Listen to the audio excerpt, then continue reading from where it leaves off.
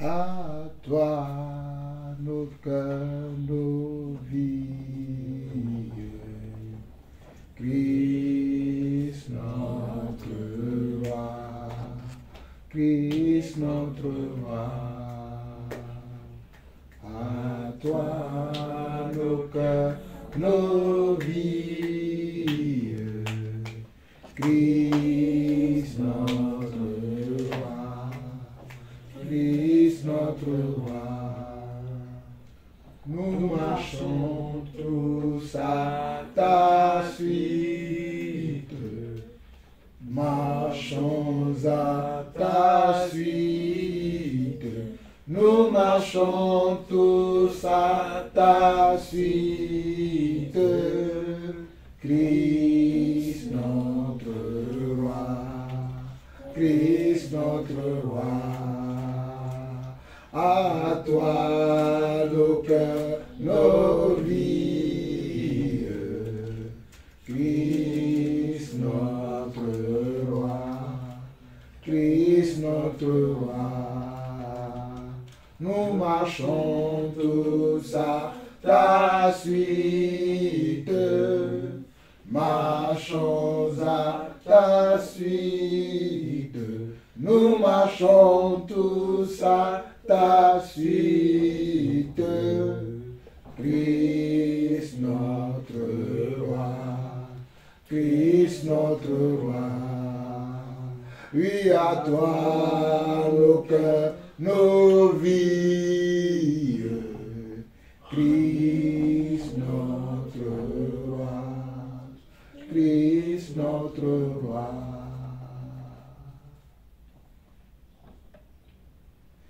Ma vie a été créée à toi et pour toi, Jésus. Oh, si je ne confesse pas ton nom, c'est qu'elle n'a vraiment pas de sens. Oh, ma vie a été créée par toi et pour toi, Jésus. Oh, si je ne confesse pas ton nom, c'est qu'elle n'a vraiment pas de sens. Oh, Jésus, oh, Jésus, oh, Jésus, oh, Jésus, oh. Amen, amen, amen, amen, amen, amen, amen. Amen, amen, amen, amen, amen, amen, amen. Amen, amen, amen, amen, amen, amen, amen. Amen, amen, amen, amen, amen, amen, amen. Amen, amen, amen, amen, amen, amen, amen. Amen, amen, amen, amen, amen, amen, amen. Amen, amen, amen, amen, amen, amen, amen. Amen, amen, amen, amen, amen, amen, amen. Ma vie a été créée à toi et pour toi, Jésus. Oh, si je ne confesse pas ton nom, c'est qu'elle n'a vraiment pas de sens. Oh, ma vie a été créée à toi et pour toi, Jésus. Oh, si je ne confesse pas ton nom, c'est qu'elle n'a vraiment pas de sens. Oh, Jésus, oh, Jésus, oh, Jésus, oh, Jésus, oh, Jésus, oh, Jésus, oh, Jésus, oh, Jésus, oh. Amen, amen, amen, amen, amen, amen, amen. Amen, amen, amen, amen, amen, amen, amen. Amen, amen, amen, amen, amen, amen, amen. Amen, amen, amen, amen, amen, amen, amen. Amen, amen, amen, amen, amen, amen, amen. Amen, amen, amen, amen, amen, amen, amen. Amen, amen, amen, amen, amen, amen, amen. Amen, amen, amen, amen, amen, amen, amen. Oh mon Dieu, qui est bon comme toi. Oh mon Dieu, qui est bon comme toi. Maître des cieux, maître de la terre, à toi la gloire pour l'éternité. Oh mon Dieu, qui est bon comme toi. Oh mon Dieu, qui est bon comme toi. Maître des cieux, maître de la terre, à toi la gloire pour l'éternité. Tu m'as donné la vie, la paix, le bonheur et la joie. Tu m'as donné la vie, la paix, le bonheur et la joie. Je veux te louer, je veux te célébrer, à toi la gloire pour l'éternité. Tu m'as donné la vie, la paix, le bonheur et la joie. Tu m'as donné la vie, la paix, le bonheur et la joie. Je veux te louer, je veux te célébrer, à toi la gloire pour l'éternité. Pour l'éternité. Pour l'éternité. Oh mon Dieu, qui est bon comme toi. Oh mon Dieu, qui est bon comme toi. Maître des cieux, maître de la terre, à toi la gloire pour l'éternité. Tu m'as donné la vie, la paix, le bonheur et la joie. Tu m'as donné la vie, la paix, le bonheur et la joie. Je veux te louer, je veux te célébrer, à toi la gloire pour l'éternité. Il n'y a personne qui soit comme Jésus. Il n'y a personne qui soit comme Yeshua. Il n'y a personne qui soit comme Yeshua. Il n'y a vraiment personne comme lui. Il n'y a personne qui soit comme Yeshua. Il n'y a personne qui soit comme Yeshua. Il n'y a personne qui soit comme Yeshua.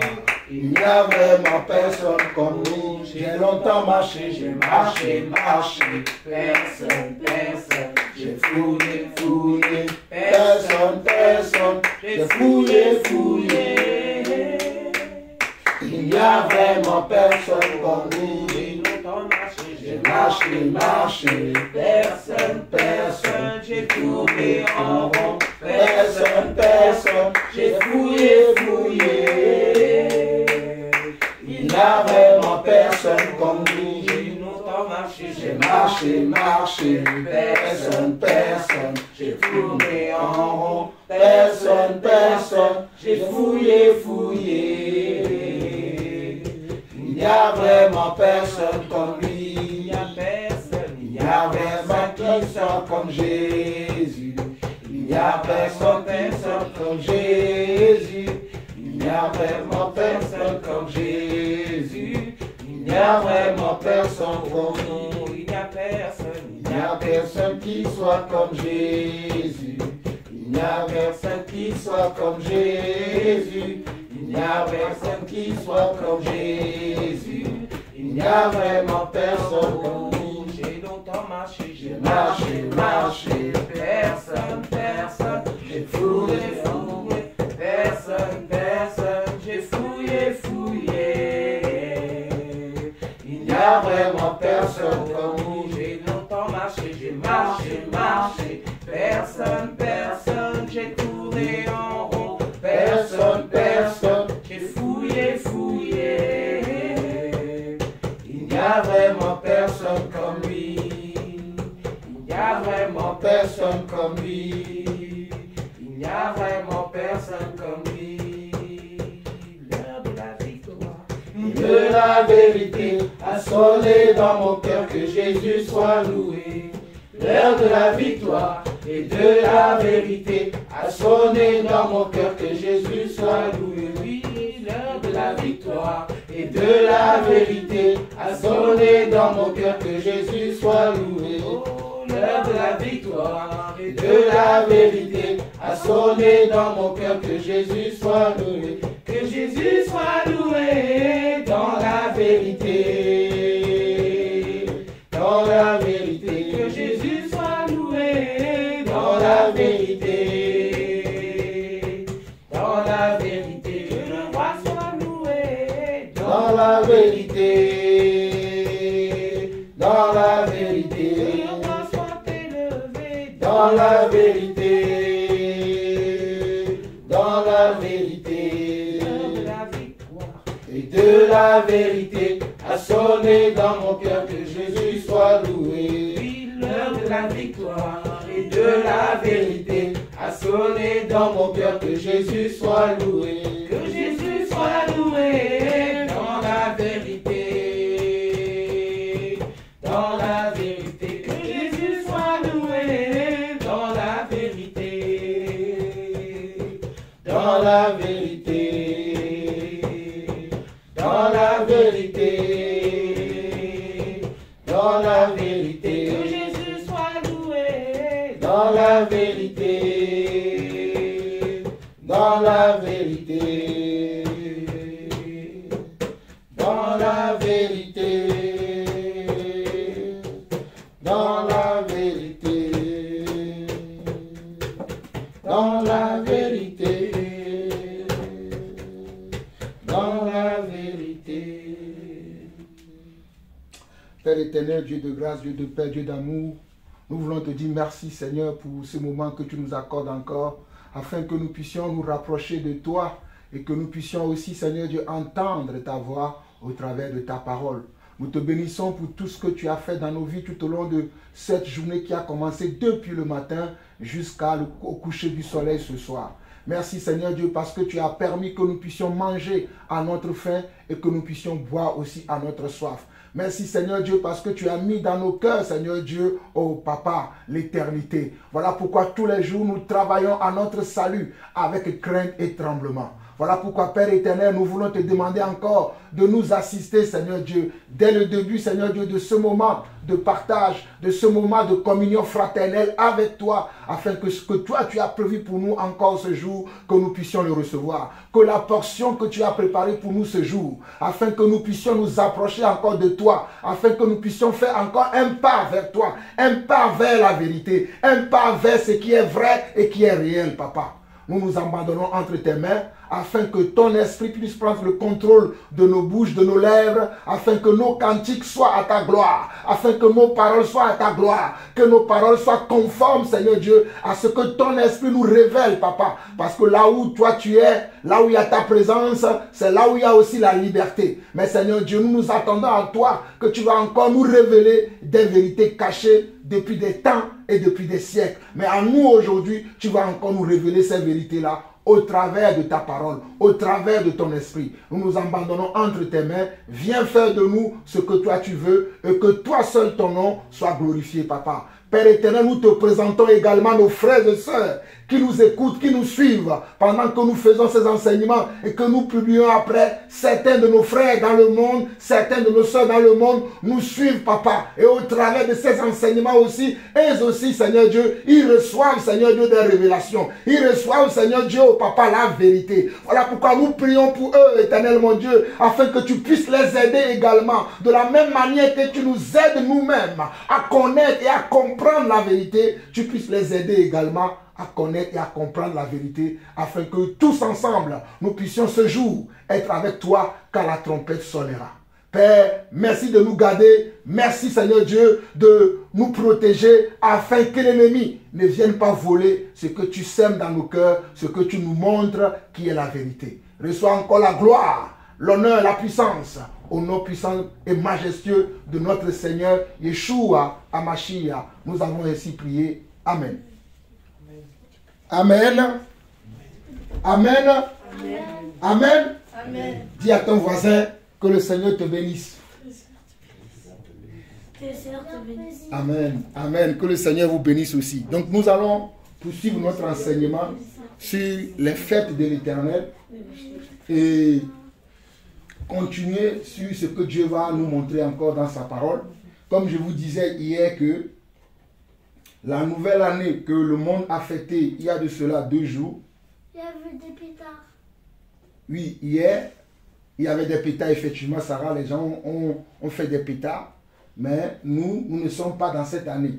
Et là, aujourd'hui encore, j'ai cherché par Internet pour voir quelle sera la nouvelle année selon les Juifs, parce que nous savons que le calendrier des Juifs, qui est le calendrier, qui est le vrai calendrier. Donc, la nouvelle année, les Juifs ont déjà calculé la nouvelle année qui vont fêter cette année. Le Rosh Hashanah 2024 est prévu pour le jeudi 3 et le vendredi 4 octobre 2024.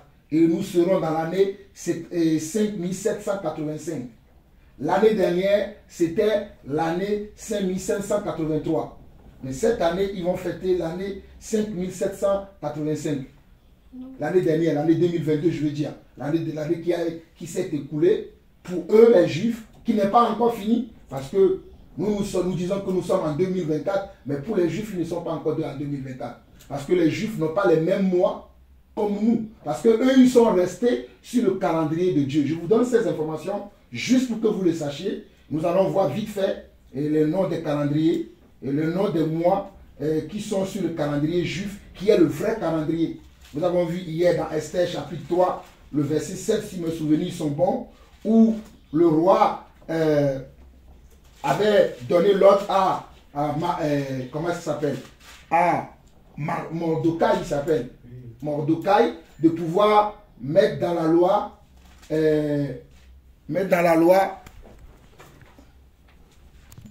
donc comme je disais que le roi avait demandé à Mordokai de pouvoir mettre en place cette fameuse loi qu'il voulait mettre en place pour empêcher les Juifs de pouvoir adorer leur Dieu, parce qu'il avait peur d'Aman, parce que Aman était quelqu'un Aman qui était l'oncle d'Esther, qui ne se prosternait jamais.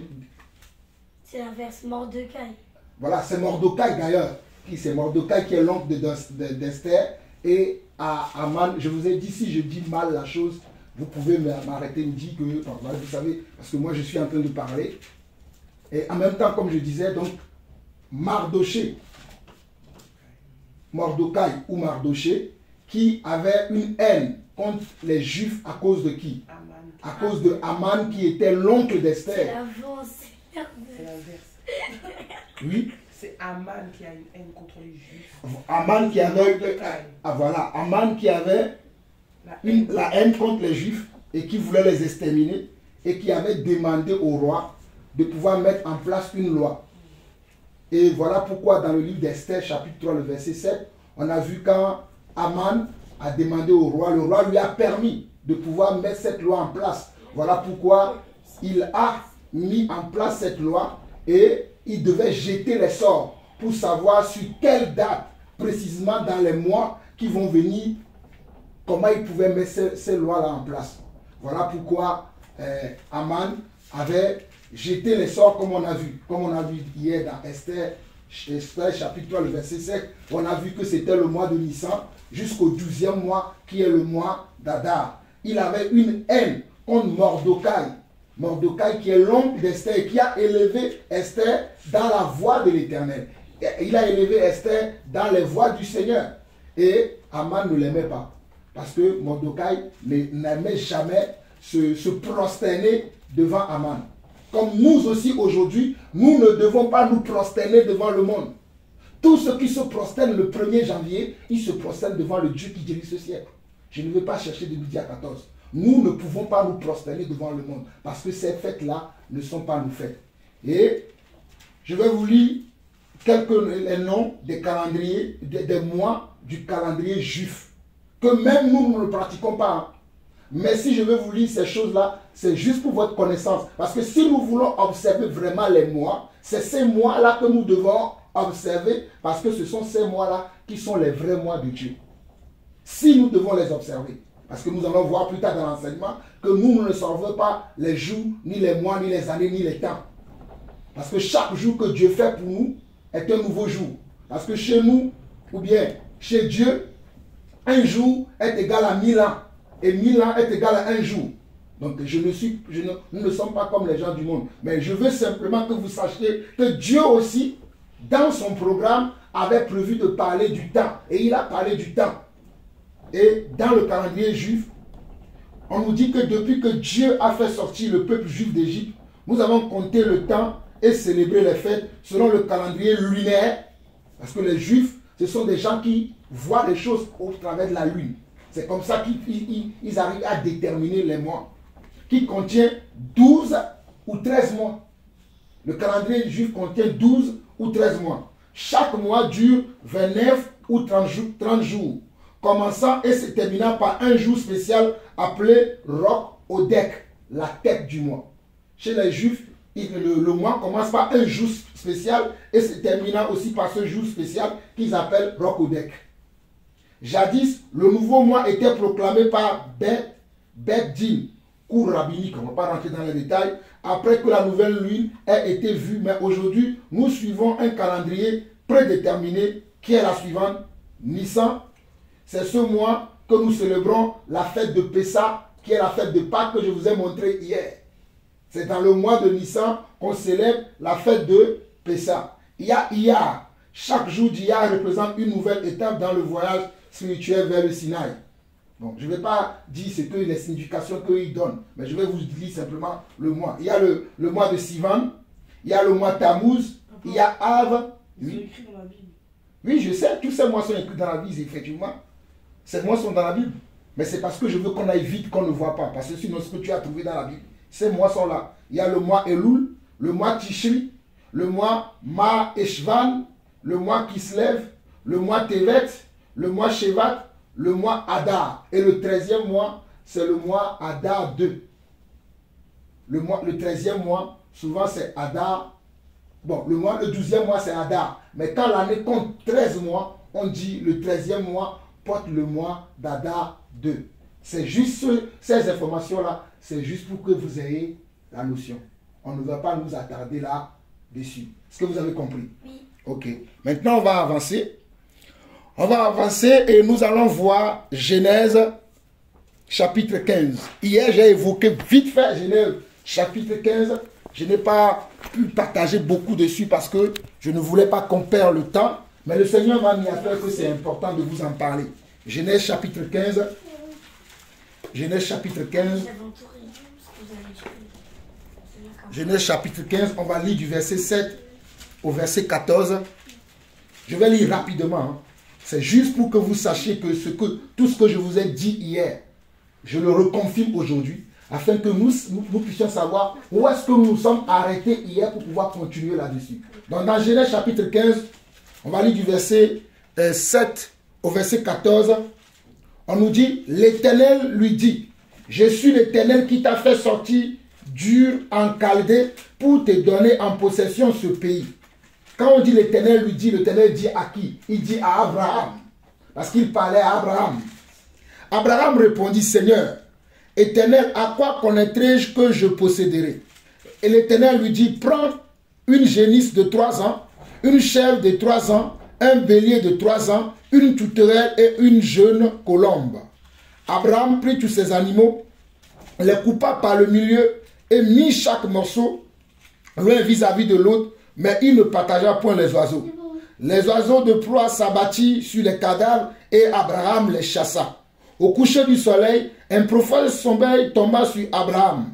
Et voici une frayeur et une grande obscurité vinrent l'assaillir.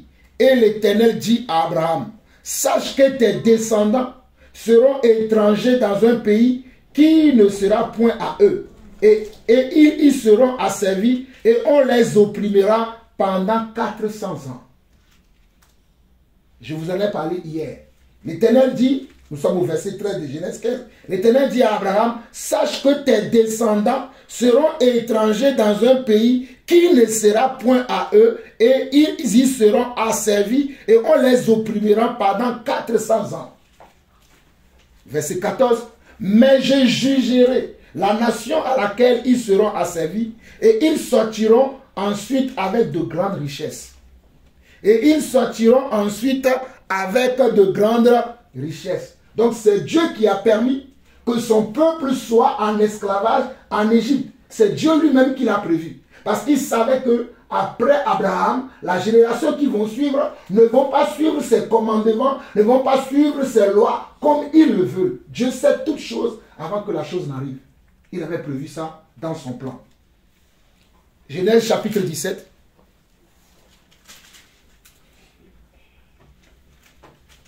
C'est ce que je disais au monsieur là avec qui on était la dernière fois, qui ne comprenait pas les choses.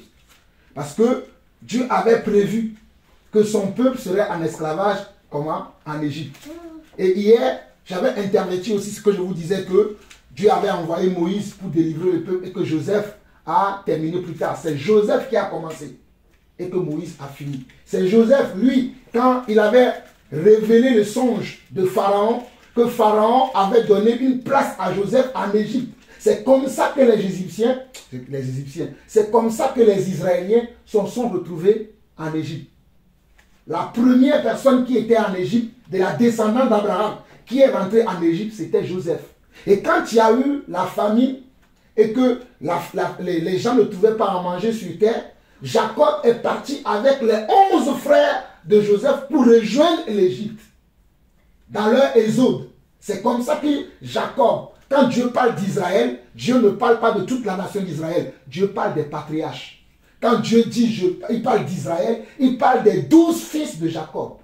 Parce que c'est eux qui sont l'alliance que Dieu a fait avec Abraham. D'ailleurs, c'est ce qu'on va voir dans Genèse chapitre 17. Et donc, quand il y avait eu la famine, Dieu avait permis que Joseph puisse reconnaître ses frères qui cherchaient la nourriture. Et qui ont retrouvé que, c'est leur frère qui est devenu gouverneur en Égypte. Quand ils sont partis l'annoncer à Jacob, Jacob était vieux en âge, mais il était content. Il s'est dit, je vais aller voir mon fils avant de mourir. Et quand il était arrivé, le pharaon qui était là à l'époque était quelqu'un qui avait de bonnes prédispositions du cœur et qui avait demandé à Joseph que si tes parents veulent rester, je peux te donner une part de terre où tu peux loger tes parents. C'est ainsi que la famille de Joseph s'est retrouvée en Égypte. Et ils ont commencé à se multiplier, se multiplier, se multiplier. Et dans leur multiplication, la volonté de Dieu, ce que Dieu avait dit à Abraham, qu'on a vu dans Genèse 15 là, va s'accomplir. Ils vont devenir esclaves. Et pendant 400 ans, ils vont souffrir là-bas. Et Dieu va se révéler plus tard à quelqu'un qui s'appelle Moïse. Et c'est lui qui va les faire sortir de l'Égypte. Nous allons le lire aussi également. Mais lisons déjà Genèse chapitre 17. Genèse chapitre 17. Lorsque Abraham fut âgé de 99 ans. Hier, voici ce que j'ai dit. J'ai dit 90, mais c'était 90 ans. Et 99 ans. Lorsque Abraham fut âgé de 99 ans, nous sommes dans Genèse chapitre 17. Nous allons lire du verset 1 au verset 14. On nous dit, lorsque Abraham fut âgé de 99 ans, l'Éternel apparut à Abraham et lui dit, je suis le Dieu Tout-Puissant. Marche devant moi, marche devant ma face et sois intègre. J'établirai mon alliance entre moi et toi, et je te multiplierai à l'extrême. Abraham tomba sur sa face et lui dit, et Dieu lui dit, et Dieu lui parla ainsi, par contre. Voici mon alliance que je vais faire avec toi. Tu deviendras père d'une multitude de nations. On ne t'appellera plus Abraham, mais ton nom sera Abraham. Car je te rends père d'une multitude de nations.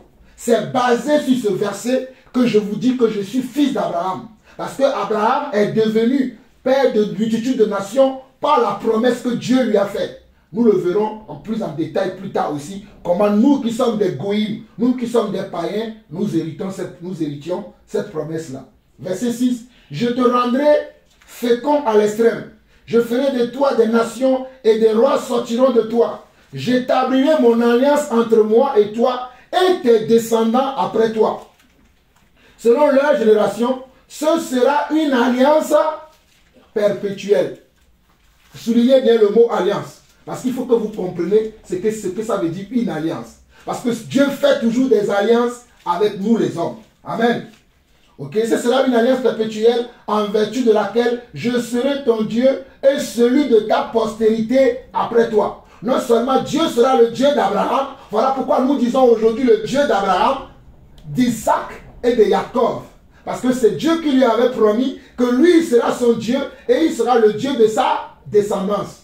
Ok, nous avançons. Je te donnerai et à tes descendants après toi le pays où tu habites comme étranger, tout le pays de Canaan en possession perpétuelle, et je serai leur Dieu. Et je serai leur Dieu. Verset 9 au verset 14 où nous allons nous arrêter, c'est là où Dieu donne l'alliance de la circoncision. Parce que je sais que je vais parler de la circoncision plus tard. Voilà pourquoi je dois vous dire que comment Abraham a reçu la circoncision. On nous dit, Dieu, d'ailleurs je vous en avais parlé hier de la circoncision, quand nous avons lu Romains chapitre 2, où Dieu dit que la circoncision, ce n'est plus celle qu'on fait dans la chair, mais c'est celle qu'on fait dans le cœur. Donc, sachez que la circoncision, c'est dans Genèse 17 que Dieu lui avait donné à Abraham, notre père dans la foi. Donc, dans Genèse 17, le verset 9 au verset 14, Dieu dit à Abraham, toi, tu garderas mon alliance, toi et tes deux générations, ou tes descendants après toi, selon leur génération. C'est ici mon alliance que vous garderez entre moi et vous et ta postérité après toi. Tout mâle parmi vous sera circoncis. Tout mâle parmi vous sera circoncis. Vous vous circoncirez et ce sera un signe d'alliance entre moi et vous. À l'âge de 8 jours, tout mâle parmi vous sera circoncis. Selon vos générations, qu'il soit né dans la maison ou qu'il soit acquis à prix d'argent de tout fils d'étranger sans appartenir à ta race. On devra circoncire celui qui est né dans la maison et celui qui est acquis à prix d'argent. Et mon alliance sera dans votre chair une alliance perpétuelle. Un mâle incirconcis qui n'aura pas été circoncis dans sa chair sera exterminé du milieu de son peuple. Il aura violé mon alliance. C'était une alliance, mais en même temps, c'était comme un commandement. S'il ne le faisait pas, c'est comme s'il violait l'alliance de Dieu et on exterminait la personne. David avait posé la question hier.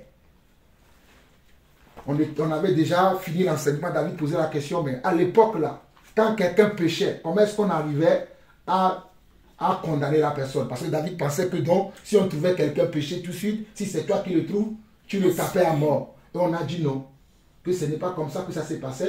Tu dois, quand tu attrapes la personne, tu dois trouver 2 témoins et vous amener la personne devant le sacrificateur. Le sacrificateur va demander aux 2 témoins, est-ce que ce que David reproche à Thomas, est-ce que toi, Pierre et Jean, vous en avez vu ça? Si Pierre et Jean confirment qu'ils l'ont vu, alors le sacrificateur donnait l'ordre qu'on puisse lapider la personne. Et nous avons dans la Bible la preuve d'Étienne, dans Actes chapitre 7, comment on a lapidé aussi Étienne. Donc voilà ce que nous pouvons savoir aussi par rapport au comportement que Dieu réprime maintenant ou bien que Dieu abandonne avec la nouvelle alliance. Donc cette alliance-là de la circoncision, c'est Dieu qui l'a donnée à Abraham. Et Abraham, avec quel âge? Il avait 99 ans quand il s'est circoncis la première fois. Abraham avait 99 ans quand il s'est circoncis la première fois. Ce n'est pas comme nous. Et il a circoncis ses enfants et même les esclaves. C'est-à-dire ceux qui étaient ses serviteurs, mais qui étaient des hommes.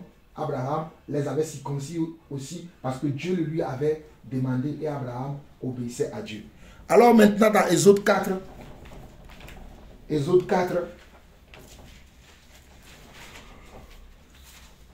je disais tout à l'heure que Joseph a commencé le travail, mais il y eut un pharaon qui ne connaissait pas l'histoire de Joseph, qui a maltraité le peuple de Dieu, et ainsi de suite. Les pharaons se sont succédés jusqu'à ce que Dieu décide maintenant d'utiliser un homme qu'on appelle Moshe. Un homme qu'on appelle Moshe ou Moïse.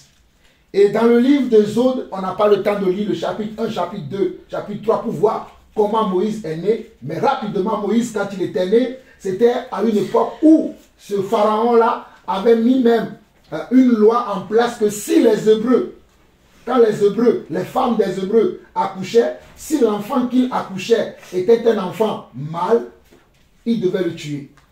Et c'est ce qui se passait. Or, quand Moshe était né, la Bible dit que Moshe était un beau enfant. Il avait un beau visage ou un bel visage. Et les femmes là, qui étaient comment on appelle, les accoucheuses ou les sages-femmes ont dit, celui-là, on ne va pas le tuer. Ils l'ont gardé. Et la maman de Moshe a pris Moshe, l'a mis dans un panier et l'a mis sur l'eau. Et Moshe s'est retrouvé dans la maison de Pharaon. Pharaon qui va l'élever. Et Moshe va grandir. Il voit que les gens souffrent. Et ça les dérangeait. Et il va vouloir délivrer ses frères. Mais en voulant délivrer ses frères, il va taper un homme jusqu'à la mort. Et c'est ça qui va lui valoir la fuite. Ce qui veut dire que si Dieu ne t'envoie pas là, même si tu as ta bonne volonté, ne fais rien. Il va fuir. Il va fuir pour aller se retrouver en mendiant. Et au mendiant, il va même se marier là-bas. Et un jour, il va amener ses bêtes où? Dans la brousse, sur les montagnes. Et c'est là où il va trouver un buisson ardent dans lequel Dieu serait en train de l'appeler. Moïse, Moïse, oh, qui me connaît ici? Et mais c'est son Dieu qui l'appelle. Et il va aller répondre à ce Dieu-là. Il va s'approcher et Dieu va lui dire que l'endroit où tu te trouves est un endroit qui est saint. Enlève tes souliers et Dieu va commencer par lui parler. Mais nous allons arriver directement au chapitre 4 et on va lire du verset 10 au verset 13 que nous allons nous arrêter. Mais je vous ai fait un petit résumé rapidement pour qu'on ne perde pas du temps. Moshe dit à l'Éternel, ah Seigneur, je ne suis pas un homme qui ait la parole facile. Et ce n'est ni d'hier, ni avant-hier, ni même depuis que tu parles à ton serviteur, car j'ai la bouche et la langue embarrassées. En d'autres termes, les gens disent que Moshe était quelqu'un qui bégayait. Voilà pourquoi il a dit à Dieu, tu m'envoies pour aller délivrer ton peuple, tu m'envoies pour aller dire à Pharaon, libère ton peuple. Mais Dieu, regarde, moi je n'arrive pas à parler. Je ne peux pas parler. Je n'ai pas la langue facile. Ce qui était une forme de peur que Moshe avait. Mais pourtant, vous allez voir qu'après, Dieu va l'encourager et il va aller faire le travail. Dieu lui dit au verset 11, l'Éternel lui dit, lui, qui a fait la bouche de l'homme et qui rend muet ou sourd, voyant ou aveugle, n'est-ce pas moi l'Éternel? N'est-ce pas moi l'Éternel? Donc ne t'inquiète pas que tu ne sais pas parler. Moi j'utiliserai ta bouche. Même si tu crois que tu ne sais pas parler, moi je vais utiliser ta bouche. Va donc, je serai avec ta bouche et je t'enseignerai ce que tu auras à dire. Va donc et moi je ferai quoi? Et moi je serai avec ta bouche et je t'enseignerai ce que tu auras à dire. Moïse dit à Seigneur, envoie qui tu voudras envoyer. Il a commencé toujours à se plaindre, il ne voulait pas aller. Mais Dieu va l'encourager, parce que si on regarde la suite, on va le regarder vite fait. Dieu va l'encourager par son frère Aaron. On va lire du verset 14 au verset 17, et on va s'arrêter au verset 17. Alors la colère de l'Éternel s'enflamma contre Moshe. Et il dit, n'y a-t-il pas ton frère Aaron, le Lévite?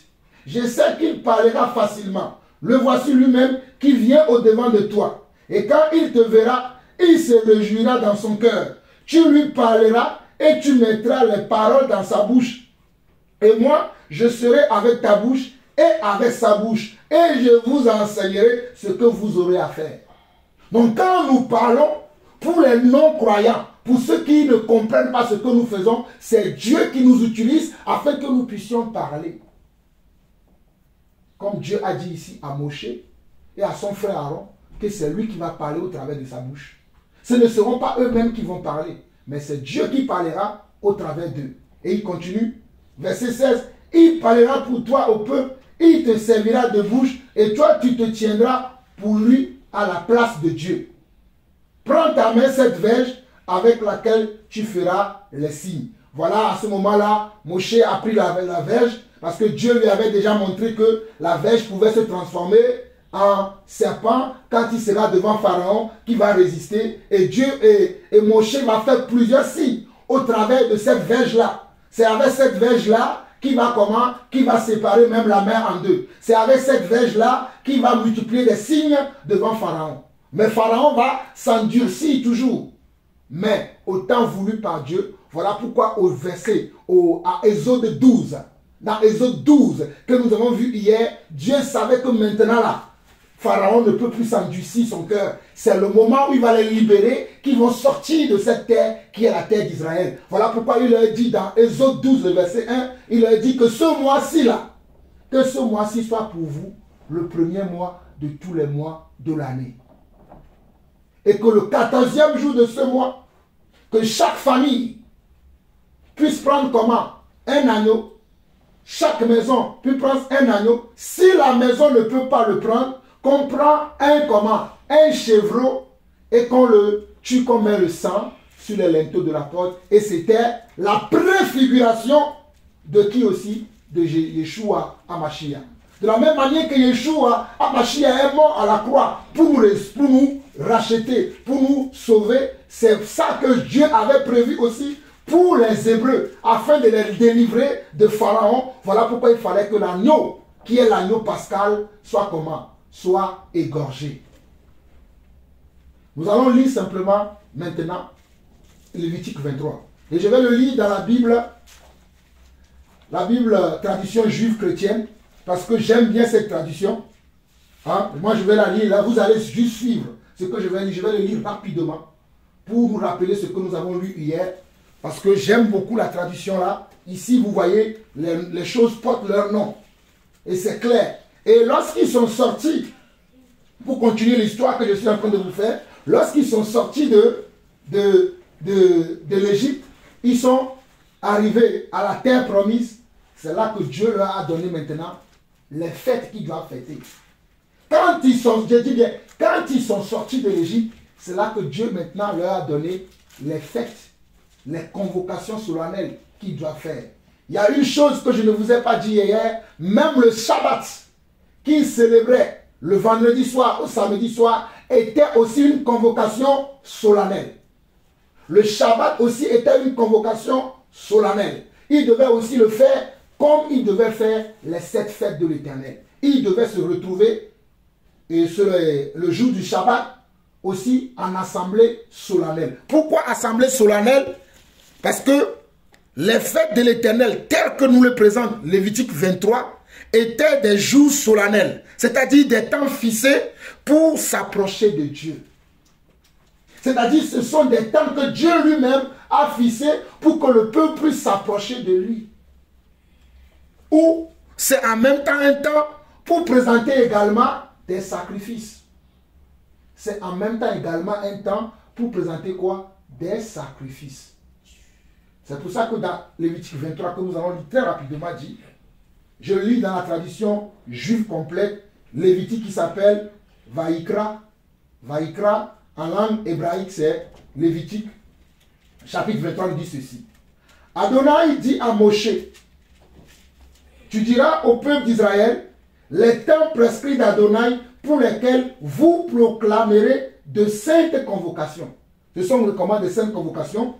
Sous mes temps prescrits, vous travaillerez 6 jours.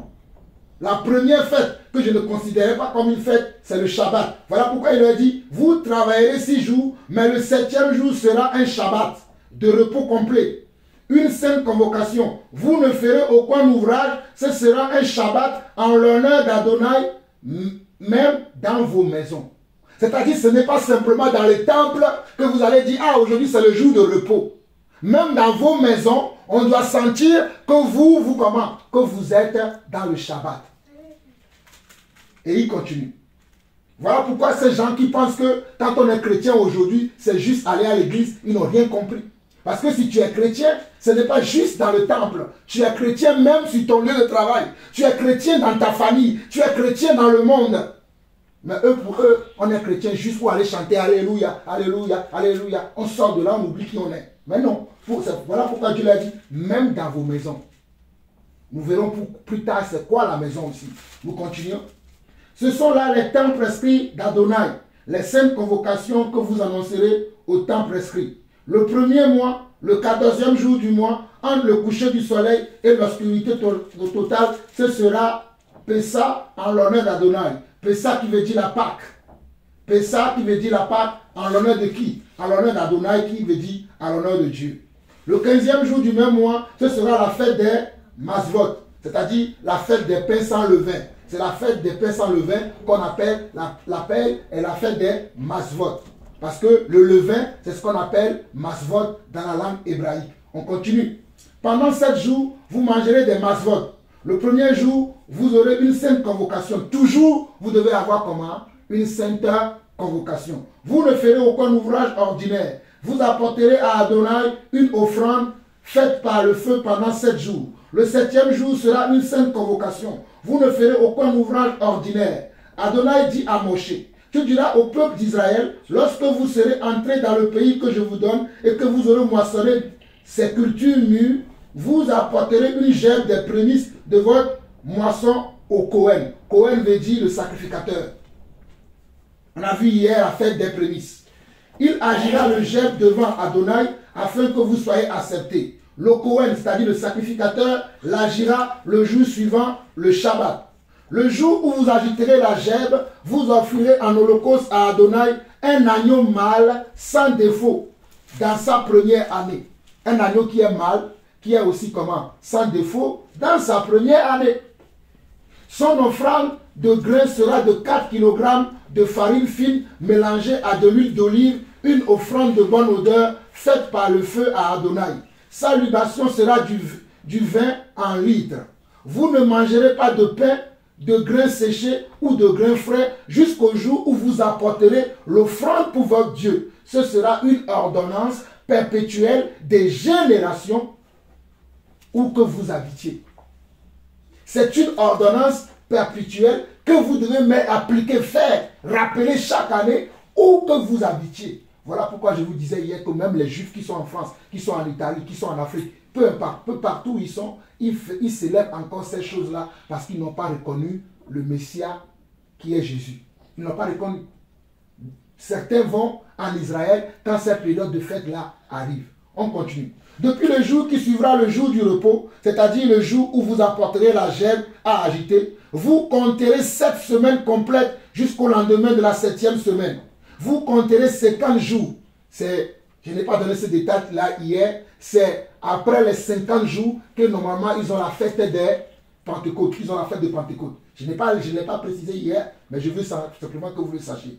Depuis le jour qui suivra le jour du repos, c'est-à-dire le jour où vous apporterez la gerbe à agiter, vous compterez 7 semaines complètes jusqu'au lendemain de la 7e semaine. Vous compterez 50 jours, puis vous présenterez une nouvelle offrande de grains à Adonai. Vous apporterez en prémisse à Adonai du pain de vos maisons pour l'agiter. 2 miches faites de 4 kg de farine fine cuite avec du levain. Avec le pain, vous offrirez 7 agneaux. Le jour de Pentecôte, à la fête de Pentecôte, il devait sacrifier comment? 7 agneaux. Après ça, la Pâque, il sacrifiait comment? Un seul agneau. Mais à la fête de Pentecôte, après avoir passé 7 semaines, ça veut dire un agneau par semaine. Donc 7 agneaux. Il devait sacrifier 7 agneaux. Ce sera, et vous, j'étais où? Oui. Avec son offrande de grains, ce sera un holocauste en l'honneur avec son offrande de grains, sa libation, une offrande par le feu, en odeur agréable à l'Éternel. Vous offrirez un bouc en sacrifice pour le péché et 2 agneaux mâles d'1 an en sacrifice de paix. Donc en plus de 7 agneaux, il faut qu'il tue également un taureau d'1 an et 2 béliers. Ce sera l'holocauste en l'honneur d'Adonai avec son offrande de grains et sa libation, une offrande faite par le feu en odeur agréable à l'Éternel. Nous étions au verset 18. Verset 19. Vous offrirez un bouc en sacrifice pour le péché. Pourquoi j'insiste sur cette chose-là? Parce que vous allez comprendre plus tard qu'il n'y aura plus des animaux qu'on va tuer. Vous offrirez quoi? Un bouc. Il dit vous offrirez un bouc en sacrifice pour le péché et 2 agneaux mâles d'1 an en sacrifice d'offrande de paix. Donc, il y a un bouc qu'on doit sacrifier pour le péché et il y a 2 agneaux mâles d'1 an en sacrifice d'offrande pour la paix. Le bouc, c'est pour le péché et les 2 agneaux, c'est pour demander la paix de Dieu. le bouc, c'est pour le péché, et les agneaux, c'est pour la paix de Dieu. Je précise ces détails-là pour que vous compreniez plus tard. Quand on va voir que aujourd'hui là, c'est Yeshua HaMashiach, qui accomplit sur toutes ces choses-là. On n'a plus besoin de tous ces trucs qu'on faisait avant. Ok, je continue. Le Cohen, le sacrificateur, les agitera avec le pain des prémices en offrande élevée devant Adonai, avec les 2 agneaux pour le Cohen, le sacrificateur, ce sera saint devant Adonai. Le même jour, vous proclamerez une sainte convocation. Vous ne ferez aucun ouvrage ordinaire. Ce sera une ordonnance perpétuelle de génération en génération où que vous habitiez. Les sorciers qui ne connaissent pas Dieu, ils prennent maintenant ces versets et ils obligent les gens à faire des sacrifices dans les temples. Je dis bien les sorciers, les faux pasteurs, les faux prédicateurs, ils vont prendre ça, ils vont dire aux gens, regardez, c'est écrit dans la Bible, nous pratiquons ce qui est dans la Bible. Alors que ce qui est dans la Bible, il y avait un temps pour certaines choses et il y a un autre temps pour d'autres choses. Et nous sommes dans ce temps-là et où nous devons faire les choses que Dieu veut. Voilà pourquoi Christ est venu mourir à la croix pour nous. Nous continuons. Au verset 21, le même jour vous proclamerez une sainte convocation. Ah, je l'ai déjà lu, verset 22. Lorsque vous moissonnerez les cultures mûres produites dans vos pays, vous ne les moissonnerez pas jusqu'au coin de votre champ et vous ne ramasserez pas les épis de grains laissés par les moissonneurs. Vous les laisserez pour le pauvre et l'étranger. Je suis Adonai, votre Dieu. Vous avez vu, même la manière dont ils doivent faire les cultures dans leur champ, ils doivent passer aux pauvres. Mais aujourd'hui, allez demander aux chrétiens s'ils pensent aux pauvres. Je continue. Adonai dit à Moshe, tu diras au peuple d'Israël, le 7e mois, le 1er du mois, ce sera pour vous un jour de repos complet pour le souvenir. Une sainte convocation annoncée par des coups de chauffard. C'est quoi? La fête des trompettes. Annoncée par les coups de trompette. Vous ne ferez aucun ouvrage ordinaire et vous apporterez à Adonai une offrande par le feu. Adonai dit à Moshe, le 10e jour du 7e mois, ce sera Yom Kippour. Vous aurez une seule convocation, c'est-à-dire le grand jour, le jour du pardon, le jour des expiations. Vous vous priverez et vous apporterez à Adonai une offrande faite par le feu. Vous ne ferez aucun ouvrage en ce jour, car c'est Yom Kippour, pour faire l'expiation pour vous devant Adonai votre Dieu. Quiconque ne se privera pas en ce jour sera retranché de son peuple, et je l'exterminerai du milieu de son peuple. Quiconque fera un quelconque ouvrage en ce jour, vous ne ferez aucun ouvrage, ce sera une ordonnance perpétuelle de génération en génération où que vous habitez. Ce sera pour vous un Shabbat de repos complet et vous vous priverez. Le jour de votre Shabbat, vous vous reposerez du soir du 9e jour du mois jusqu'au soir suivant. Adonai dit à Moshe, tu diras au peuple d'Israël, le 15e jour du 7e mois, ce sera la fête de Sukkot. Pendant 7 jours, c'est la fête des semaines. Pendant 7 jours, à l'honneur d'Adonai. Le premier jour, il y aura une sainte convocation. Vous ne ferez aucun ouvrage ordinaire. Pendant 7 jours, vous apporterez une offrande faite par le feu. Le 8e jour, vous aurez une sainte convocation et vous apporterez à Adonai une offrande par le feu. Ce sera un jour de rassemblement public. Vous ne ferez aucun ouvrage ordinaire. Ce sont là, regardez bien le verset 37. Ce sont là les temps prescrits d'Adonai pour lesquels vous proclamerez des saintes convocations et vous apporterez une offrande faite par le feu à Adonai. Un holocauste, une offrande de grains, un sacrifice et des libations selon leur jour. En plus des Shabbatot d'Adonai, de vos dons, de tous vos vœux et de tous les offrandes volontaires que vous donnerez à Adonai. Pour lire jusqu'à la fin, il nous reste 5 versets. On va lire du verset 39 jusqu'au verset 44, même si nous avons lu hier, c'est pour nous rappeler ce que nous avons fait, nous avons vu hier, afin de tomber maintenant dans la chose qui est la chose principale que nous devons comprendre maintenant.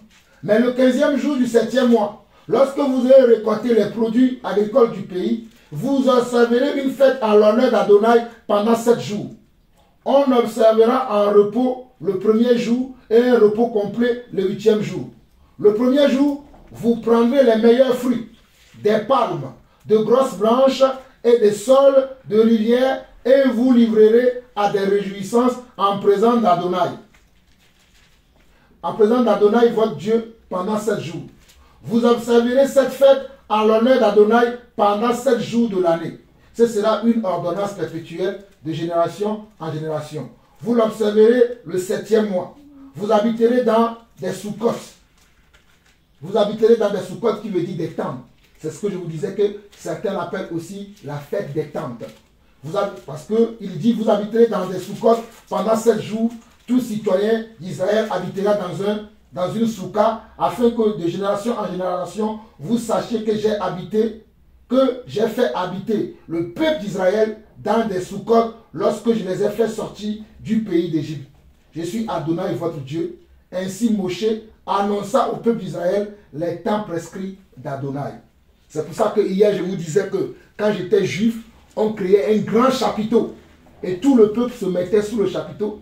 Et le sacrificateur venait devant et il récitait Lévitique 23 là, comme je l'ai récité là. Il allait même en détail pour parler des sacrifices qu'on doit faire. Et il le faisait. Mais nous aujourd'hui, nous ne sommes plus dans ça. Nous sommes dans quoi? C'est ce que nous allons voir maintenant. Que le Seigneur vous bénisse. Nous allons voir ce que nous devons faire maintenant. Et Dieu merci, quand nous allons continuer plus tard, nous n'allons plus revenir. Peut-être Dieu va nous faire revenir dans les anciennes choses. Mais nous allons voir déjà qu'est-ce que nous devons faire maintenant. Ça, c'était les choses que les Juifs faisaient, que les Hébreux faisaient. C'était des lois, des ordonnances que Dieu leur avait dit qu'ils devaient célébrer ça perpétuellement. Mais est-ce que l'Église aussi doit faire ça? Est-ce que nous, en tant qu'Église, nous devons célébrer les mêmes choses que les Juifs font? C'est ça la question que nous nous posons. Puisque d'aucuns, et d'ailleurs, quand on regarde les calendriers, je rends grâce à Dieu que j'ai un calendrier ici. Si nous voyons bien, hier j'ai cité les fêtes, mais je l'ai cité en désordre, je crois. Parce que bon, pour moi, les fêtes de fin d'année, c'est Noël et janvier. Mais normalement, si on veut voir ce que le monde fait, le 1er janvier, il fête le jour de l'an. En avril, il fête Pâques. Et quelques jours plus tard, il fête Assomption. Amen. Et quelques jours plus tard, il fête Pentecôte. Et quelques jours plus tard, il fête quoi? Il fête Assomption. Dans les fêtes qu'on a trouvées là, nous avons vu Assomption? Non. Donc, je ne sais pas d'où ils ont trouvé cette fête. Quand on continue, quelques jours plus tard, on tombe sur Toussaint. Après Toussaint, on tombe sur Noël. Mais est-ce qu'on a vu ça dans la Bible?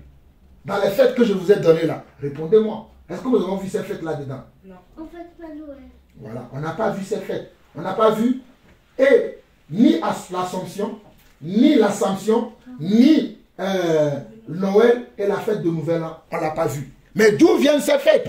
Voilà la question que les chrétiens doivent poser. Mais ils ne se posent pas de questions. Ils se disent, oh, mais Jésus est né. Il faut quand même qu'on marque le temps. Il faut quand même qu'on sache qu'il est né. Mais Jésus n'est pas un homme. Jésus n'est pas un homme. Jésus est Dieu. Comme nous avons vu dans Hébreux 7, qui n'a ni père, ni mère, ni généalogie. Et nous marchons selon les ordonnances que Dieu nous a données. Nous marchons selon les ordonnances que Dieu nous a données. Nous ne marchons pas selon les hommes. Nous marchons selon ce que Dieu nous a montré. N'oubliez pas ça. Nous marchons selon ce que Dieu nous a montré. Et nous allons voir dans Luc chapitre 22. Luc chapitre 22. Luc chapitre 22. Ce que nous devons faire. Jésus nous l'a dit dans Luc chapitre 22. Avant de lire Luc chapitre 22, lisons d'abord Luc chapitre 1. Chapitre 1. Luc chapitre 22, mais lisons d'abord chapitre 1. Luc chapitre 1, verset 1 au verset 4. Et je vais demander à maman de nous le lire dans la Bible juive complète. Luc chapitre 22, Luc chapitre 1, verset 1 à 4. Luc chapitre 1, verset 1 à 4 dans la version hébraïque. Vas-y ma soeur. Chers Théophile, en ce qui concerne les événements qui se sont passés parmi nous, plusieurs personnes ont entrepris de rédiger un récit basé sur les faits tels qu'ils nous ont été transmis par ceux qui, dès le commencement, ont été témoins du message et l'ont proclamé. C'est pourquoi, excellent Théophile, après avoir scrupuleusement enquêté sur toutes ces choses depuis leur origine, il m'a paru bon d'en écrire pour toi un récit précis et ordonné, afin que tu connaisses le bien fondé des choses qui t'ont été enseignées. Amen. Vous voyez, celui qui a écrit l'évangile de Luc, il s'adressait à quelqu'un, comme moi aussi je m'adresse à vous aujourd'hui. Avant de m'adresser à vous, moi-même j'ai fait des expériences dans les religions diverses dans lesquelles je suis passé, avant que Dieu ne m'ouvre les yeux. Et quand Dieu m'a ouvert les yeux, il m'a montré ces choses que je suis en train de vous montrer aujourd'hui. Et ici, celui qui a écrit à Théophile, regardez ce qu'il dit dans Luc chapitre 1, il dit: plusieurs ayant entrepris de composer un récit des événements qui se sont accomplis parmi nous, suivant ce que nous ont transmis ceux qui ont été des témoins oculaires dès le commencement, et ils sont devenus des ministres de la parole. Donc nous ne basons pas sur les commentaires des gens, les réflexions des gens, les qu'en dira-t-on, les qu'en passeront-on des gens. Nous nous basons sur ceux qui ont fait des recherches. C'est d'après des recherches que nous avons certaines paroles que nous avons dans la Bible. Comme le cas de Luc, l'évangile de Luc et le livre des Actes des Apôtres. Celui qui a écrit le livre de Luc, c'est la même personne qui a écrit le livre des Actes des Apôtres. C'était un médecin qui accompagnait Paul. C'était un médecin qui suivait Paul dans son ministère. Et c'est lui qui a écrit cet évangile de Luc et qui nous dit, il dit plusieurs ayant entrepris. Ce n'est pas lui seul. Il a dit plusieurs personnes à cette époque-là. Il y avait des quiproquos au sujet de la foi, au sujet de notre croyance, au sujet de Yeshua HaMashiach. Mais ils se sont dit, nous allons faire des recherches pour trouver tout ce que le Messie a dit. Yeshua HaMashiach a dit et a fait, afin de les exposer à ceux qui veulent le suivre. Cela veut dire que tout le monde ne va pas accepter ce que nous disons. Tout le monde ne va pas croire ce que nous disons. Tout le monde ne va pas accepter. Ils feront des commentaires. Ils vont même dire qui vous a dit que ce qui est écrit dans la Bible, si c'est vrai. N'est-ce pas? On ne nous dit pas ça. Les gens nous demandent qui nous dit que ce qui a été écrit dans la Bible, que c'est vrai, que c'est inventé, que c'est des hommes qui ont inventé ça pour nous asservir. Mais nous savons que ce ne sont pas des inventions. Alors on nous dit, Théophile nous dit, plusieurs ayant entrepris de composer un récit des événements qui se sont accomplis parmi nous, suivant ce que nous ont transmis, ceux qui ont été des témoins oculaires. Ce sont des témoins oculaires qui nous ont transmis ces choses dès le commencement et sont devenus des ministres de la parole. Ce sont des gens qui sont devenus des ministres. Ministre de la parole veut dire des gens qui enseignaient la parole. Il m'a aussi semblé bon, après avoir fait des recherches exactes sur toutes ces choses depuis leur origine. Depuis leur comment? Leur origine veut dire depuis le commencement. Qu'est-ce qui s'est passé depuis le commencement? C'est pour cela que je suis revenu sur Genèse 17, Genèse 15, et vous rappelez un peu ce qui s'est passé un peu avec Joseph, avec Moshe, pour que vous sachiez que ce que je vous raconte là, je ne suis pas en train de vous raconter des histoires. Je suis en train de vous révéler la vérité qui m'a été révélée. Parce que je sais que cette vérité que nous partageons, nous serons condamnés par les hommes. Nous serons jugés par les hommes. Nous serons pointés du doigt par les hommes. Il se prend pour qui? Il se trompe. Peu importe ce que les hommes pensent, nous croyons à ce que Luc dit ici. Et c'est lui qui dit ça. Luc dit qu'il a fait des recherches depuis leur origine. Et il dit au verset 3, il m'a aussi semblé bon, après avoir fait des recherches exactes sur toutes ces choses depuis leur origine, de te les exposer par écrit. De te les exposer par écrit d'une manière suivie. Excellent Théophile. D'une manière comment? Suivie. Comme un pédagogue, comme un enseignant, comme quelqu'un qui te donne un cours pour que tu, et il le dit lui-même au verset 4, afin que tu reconnaisses la certitude des enseignements que tu as reçus. Théophile avait déjà reçu un enseignement. Mais pour qu'il soit sûr de ce qu'il a reçu, Luc, le médecin qui était l'accompagnant de Paul, a fait des recherches. Il est allé poser des questions aux apôtres. Il est allé parler avec les apôtres, ceux qui ont été des témoins, ceux qui ont marché avec Jésus, ceux qui ont bu, ceux qui ont mangé avec lui, pour savoir qu'est-ce que le Christ a dit. Et une fois qu'il a récolté tous ces enseignements, il vient l'exposer maintenant à qui? À Théophile. Allons maintenant dans Luc 22 pour voir qu'est-ce que Luc dit là-bas. Luc 22. Versets 7 à 20, il parle de la fête de Pessah, qui est la fête des Pâques. Et dans ma Bible, je ne sais pas si c'est pareil chez vous, on va lire du verset 7 au verset 20. Dans ma Bible, il y a une partie qu'on a dit préparation de la Pâque. Après, il y a une partie qu'on a dit la dernière Pâque. Et après, il y a une autre partie qu'on a dit institution du repas du Seigneur. Je ne sais pas si c'est la même chose dans votre Bible, mais je crois que ce qui est marqué dans ma Bible, c'est bon. Parce que c'est la même chose que je crois. Alors, on va lire du verset 7 au verset 14. Et je suis en train d'introduire ce que nous devons faire. Il y a ce que nous allons lire aujourd'hui, et il y a une seule chose que nous allons voir plus tard. Nous continuons la lecture. Le jour des pains sans levain, j'ai dit ça hier, que c'est pendant la fête des pains sans levain qu'on célébrait comment? La fête de Pessah, qui est la Pâque. C'est pendant cette fête-là qu'on célébrait la fête qui est la Pâque, qu'on appelle aussi Pessah en hébreu. On nous dit le jour des pains sans levain où l'on devait immoler la Pâque. Donc, c'est pendant la fête des pains sans levain qu'on devait faire la Pâque. Comme j'ai entendu quelqu'un me dire, il y a 2 Pâques. Il y a une seule Pâque. Il n'y a jamais eu 2 Pâques. Il y a une seule fête de Pâques. Il n'y a pas 2 fêtes de Pâques. Il y a une seule fête de Pâques. Il y en avait eu une seule. Et il n'y en aura qu'une seule. Il n'y en a pas 2. Donc, on dit, le jour des pains sans levain, où l'on devait immoler la Pâque, arriva. Et Jésus envoya Pierre et Jean en disant, allez nous préparer la Pâque. Il n'a pas dit, allez nous préparer les Pâques. Il a dit, allez nous préparer quoi? La Pâque. Ça veut dire que c'est une fête, c'est une seule Pâque. Et Pâque, ok. Afin que nous la mangions, il lui dit, où veux-tu que nous la préparions?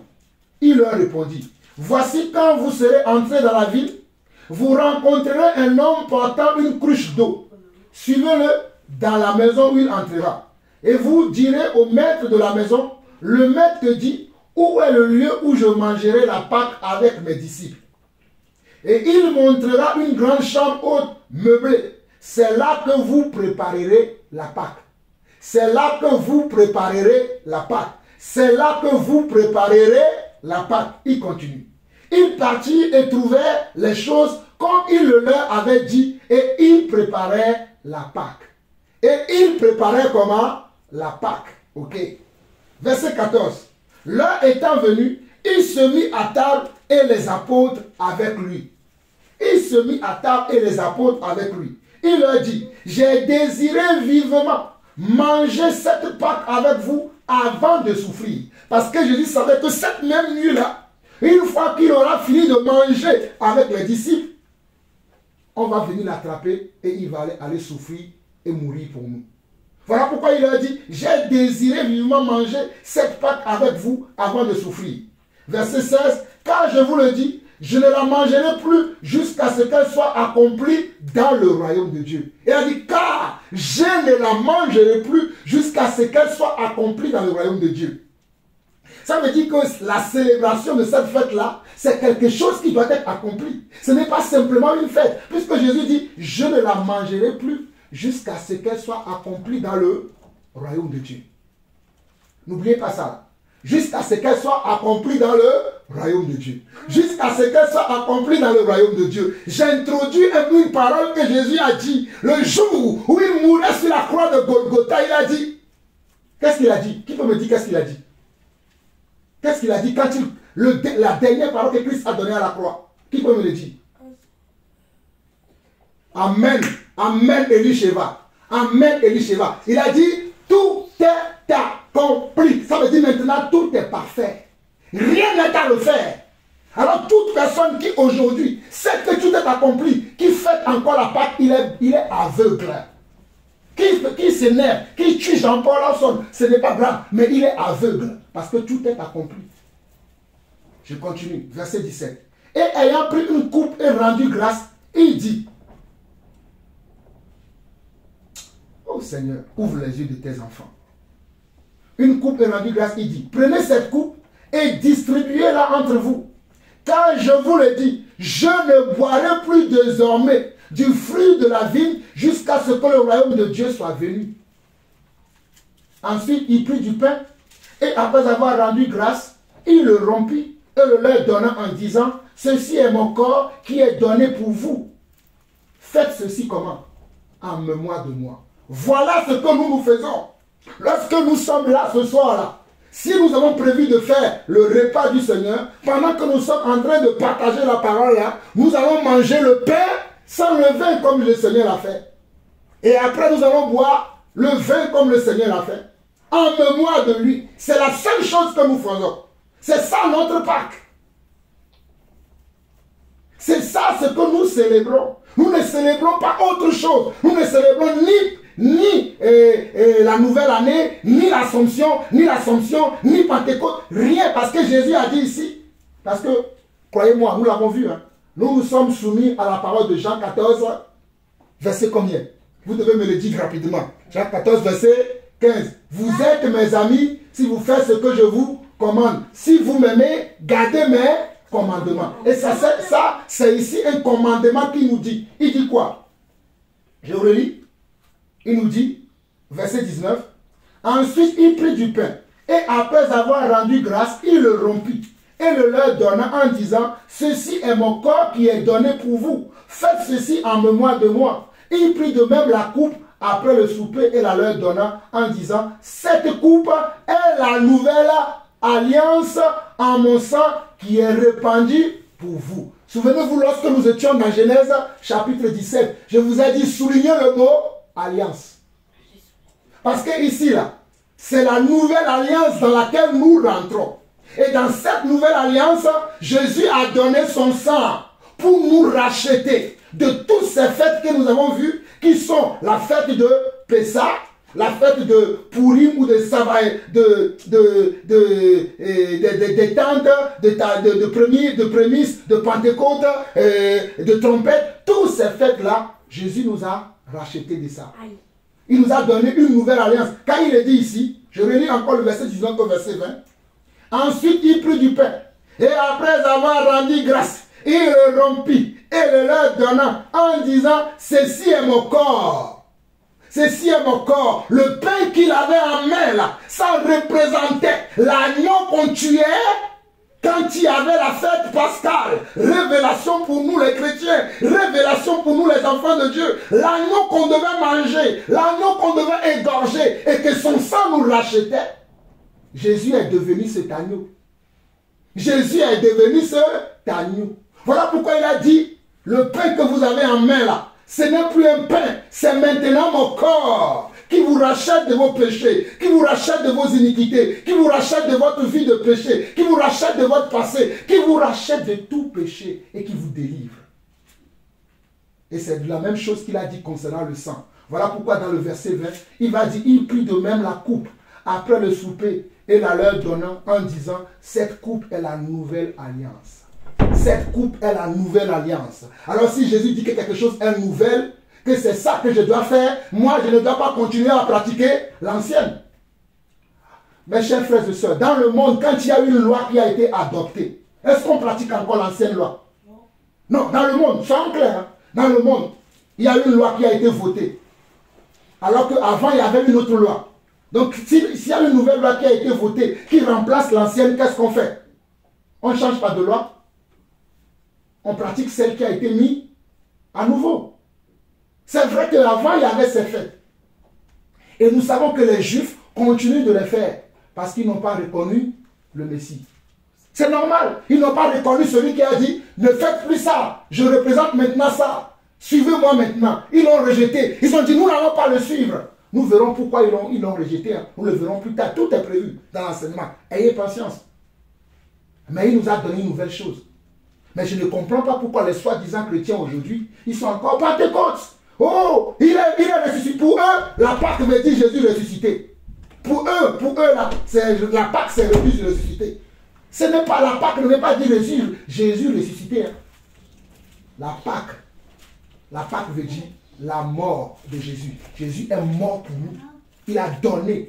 Je comprends s'il veut dire que Jésus ressuscité. Je peux le comprendre. Mais c'est la mort de Jésus. Il a versé son sang. Il a donné son sang. Il a donné sa vie pour nous. Voilà pourquoi Jean 3,16 dit que Dieu a tant aimé le monde qu'il a donné son Fils unique afin que quiconque croit en lui ne périsse point, mais qu'il ait la vie éternelle. Mais dans l'ancien temps, si les gens ne pratiquaient pas ces lois-là, qu'est-ce qui leur arrivait? On les tuait. Maintenant, Jésus est venu pour nous racheter et nous allons continuer à faire les mêmes lois. Donc la mort de Jésus ne sert à rien alors.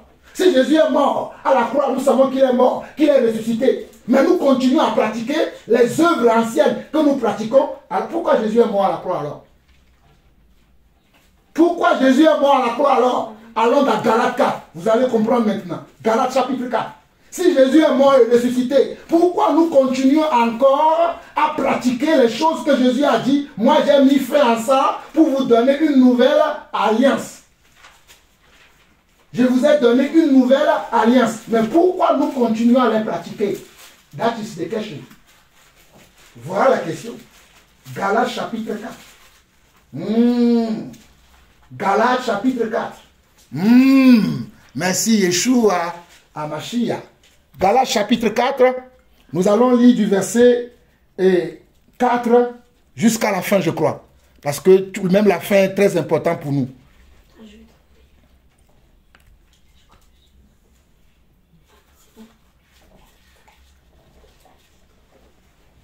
Vous y êtes? Galates chapitre 4 pour tout le monde? Non. Ok, je commence la lecture.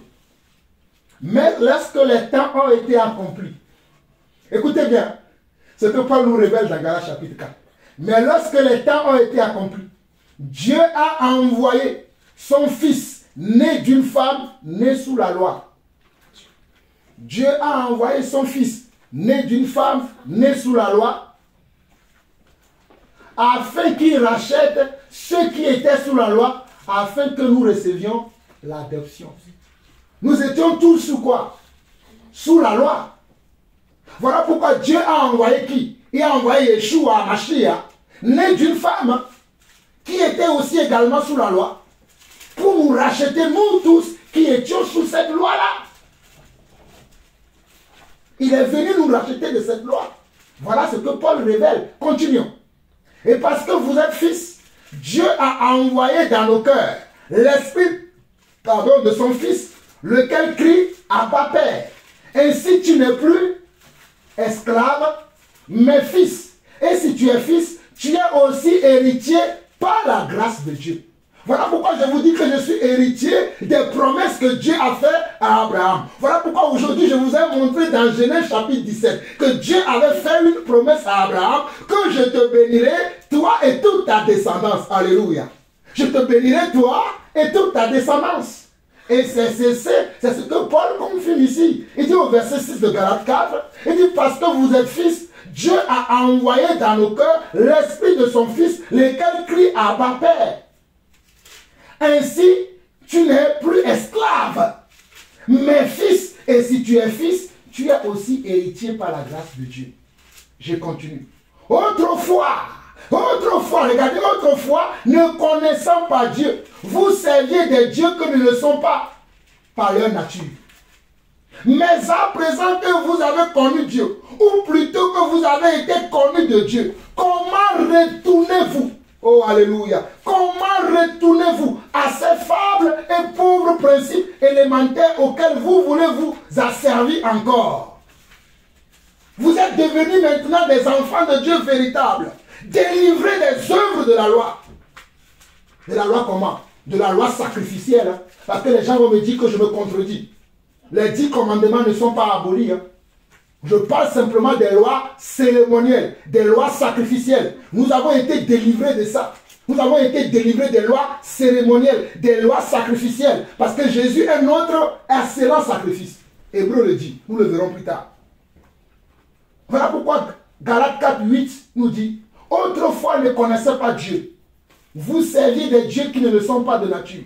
Mais à présent que vous avez connu Dieu, verset 9, ou plutôt que vous avez été connu de Dieu, comment retournez-vous à ces faibles et pauvres principes élémentaires auxquels vous voulez vous asservir encore?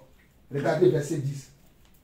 Vous allez comprendre pourquoi je déteste souvent ceux qui sont dans les fêtes.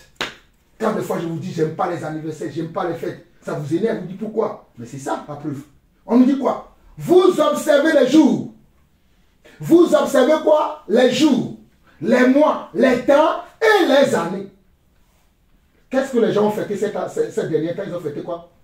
La nouvelle année, non? On nous dit ici, vous observez quoi? Les jours, les mois, les années et les temps.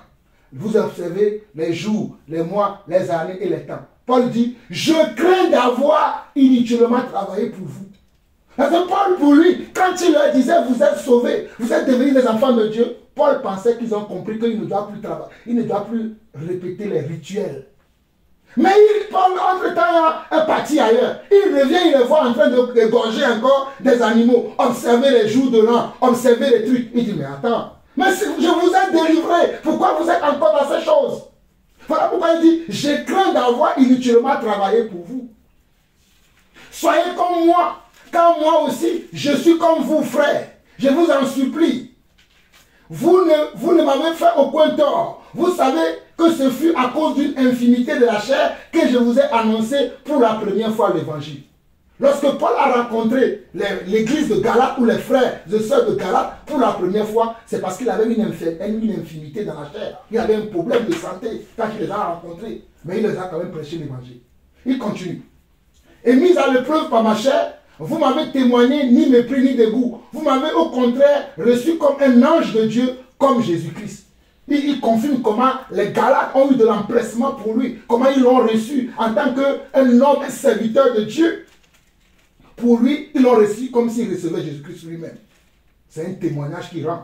J'aime beaucoup l'apôtre Paul, car c'est les mêmes choses que moi je fais. Verset 15, il dit, où est donc l'expression de votre bonheur? Car je vous atteste que si cela avait été possible, vous vous seriez arraché les yeux pour me les donner.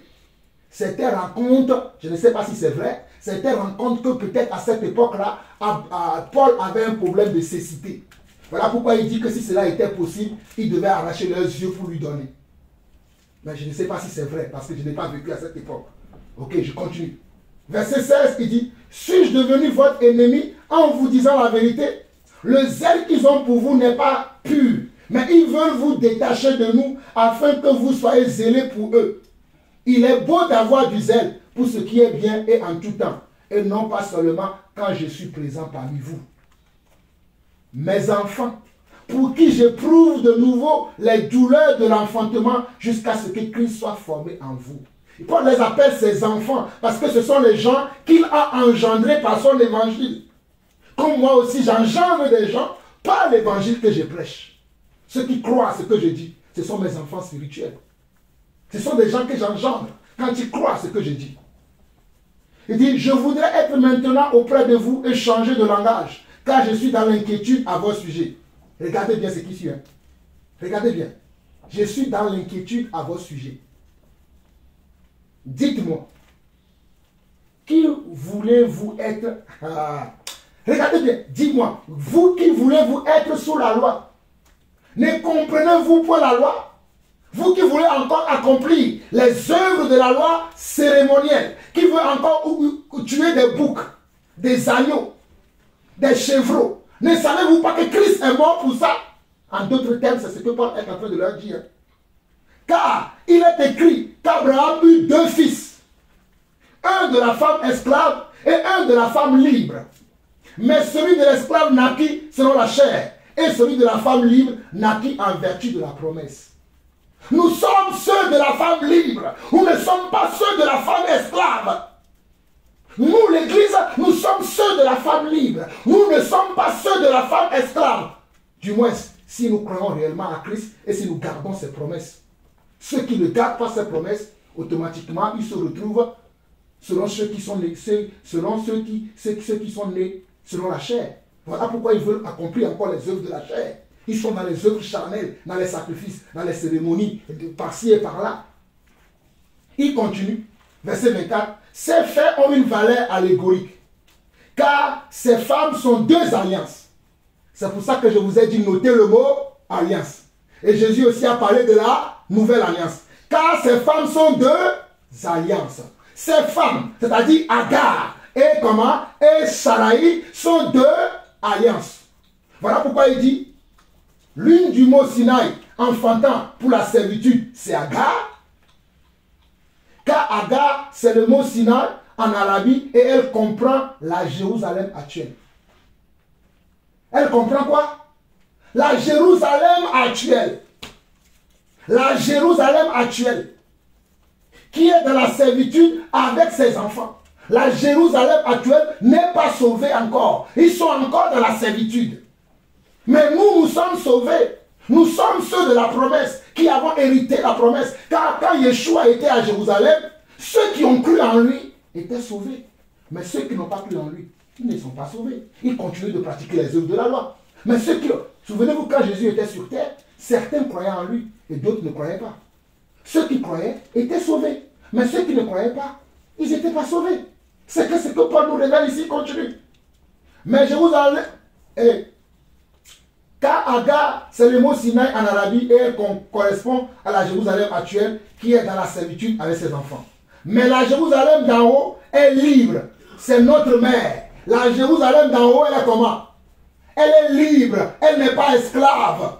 Et c'est nous, l'Église. Il continue. Car il est écrit, réjouis-toi stérile, toi qui n'enfantes point, éclate et pousse des cris, toi qui n'as pas éprouvé les douleurs de l'enfantement, car les enfants de la délaissée seront plus nombreux que les enfants de celles qui étaient mariées. Pour vous, frères, comme Isaac, vous êtes enfants de... Oh, alléluia! Vous êtes enfants de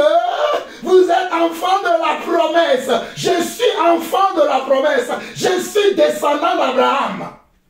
Basé sur ce verset, Galates 4, 28. Notez-le dans vos cœurs. Galates 4, 28, il est écrit, pour vous, frères. Est-ce que les Galates étaient des Juifs? Non. Ils étaient des païens, des goïms comme nous. Mais Paul leur disait que pour vous, frères, comme Isaac, qui était la descendante d'Abraham, qui était sorti des seins d'Abraham et de Sarah, notre mère, il dit, vous êtes des enfants de la promesse. Et de même qu'alors que celui qui était né selon la chair persécutait celui qui était né selon l'esprit, ainsi en est-il encore maintenant. Non, mes frères, sachez que dans l'église, il y a des gens qui sont nés selon la chair, qui ne sont pas nés selon l'esprit. C'est ceux qui ne comprennent pas l'évangile que nous prêchons. C'est ceux qui vont poser des questions oisives. C'est ceux qui vont toujours nous persécuter, qui vont tenir des propos blasphématoires. Parce qu'ils ne sont pas nés de l'esprit. Si quelqu'un n'est pas né de l'esprit, il ne peut pas comprendre l'évangile que vous comprenez. Voilà pourquoi je vous dis que vous êtes heureux. Il y a une sœur aujourd'hui qui a fait un commentaire, qui a dit, oh, vous êtes heureux les enfants là où sont, de savoir qui vous êtes en Christ. Alléluia. Verset 30 au verset 31. Mais que dit l'Écriture? Chasse l'esclave et son fils, car le fils de l'esclave n'héritera pas avec le fils de la femme libre.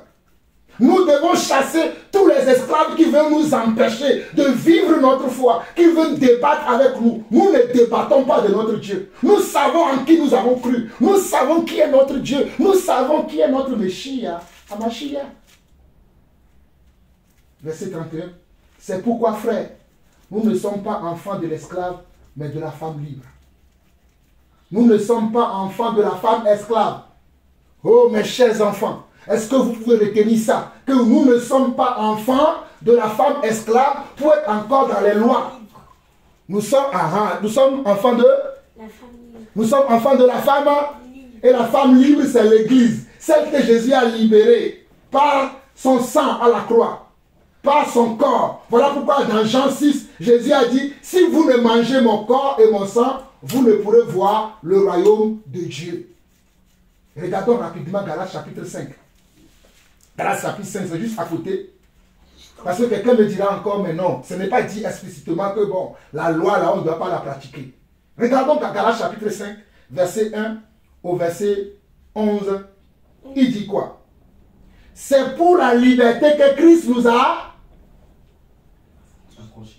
Non, je n'ai pas entendu. C'est pour la liberté que Christ nous a... C'est pour la liberté que Christ nous a... Mais quelle liberté il nous a donnée? Est-ce que vous le savez? On va le voir. Continuons. Il dit, et ne vous laissez pas mettre de nouveau sous le joug de la servitude. Voici moi, Paul. Je vous dis que si vous vous faites circoncis, Christ ne vous servira à rien. Pourtant, Dieu a dit à Abraham, dans Genèse 17, de se faire la circoncision, non? Mais pourquoi Paul dit ici, si vous vous faites circoncis, cela ne vous sert à rien? Ça commence à être clair dans votre tête maintenant. Hein? Ou c'est moi seul qui comprends? Ça commence à être clair? Il dit, si vous vous faites circoncis, Christ ne vous servira à rien. Et il dit, et j'affirme encore, et moi aussi j'affirme, en tant qu'apôtre de l'Éternel sur terre, j'affirme ce que Paul affirme. Et j'affirme encore une fois à tout homme qui se fait circoncis qu'il est tenu de pratiquer la loi tout entière. Toute personne qui veut fêter Pessah, qui veut fêter Pentecôte, doit appliquer les 613 lois de l'ancienne alliance. Mais Jésus nous a délivrés de ça. Il dit, vous êtes séparés de Christ, vous tous qui cherchez la justification dans la loi. Vous êtes déchus de la grâce. La grâce, c'est que Christ a donné son corps et son sang pour nous racheter de cette prescription-là. De ces lois, de ces pratiques de Lévitique 23 là. Christ est mort pour nous racheter de cela. Et il continue, verset 5. Pour nous, c'est de la foi que nous attendons par l'Esprit, l'espérance de la justice. Pour nous, c'est par la foi que nous attendons. Par la foi. Non pas par les sacrifices de l'ancienne alliance. Par les fêtes de l'ancienne alliance. Non. Il continue, dit, car en Jésus-Christ, ni la circoncision, ni l'incirconcision n'ont de valeur, mais seulement quoi? La foi qui est agissante par l'amour. Vous courez bien. Qui vous a arrêté pour vous empêcher d'obéir à la vérité? C'est là le problème des chrétiens aujourd'hui. Ils sont en train de bien faire, mais comme ils voient comme un parti politique, comme tout le monde suit maintenant la fête de Pâques, la fête de Pentecôte, oh ben si moi seul je ne fête pas, on va dire que moi je suis différent. Mais tu dois être différent. Tu n'es plus esclave, tu es libre.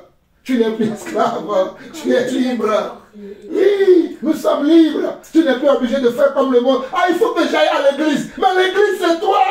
Son esprit habite en toi. Oh, j'ai besoin de la communion fraternelle. Mais toi-même, communie avec Dieu. Toi et Dieu, vous formez deux déjà. Alléluia. Oh non, il faut que j'aille à l'église. Il faut que j'aille à l'église. Mais tu n'as pas foi en Dieu. Et foi en Dieu. Abraham avait cru Dieu, il était seul.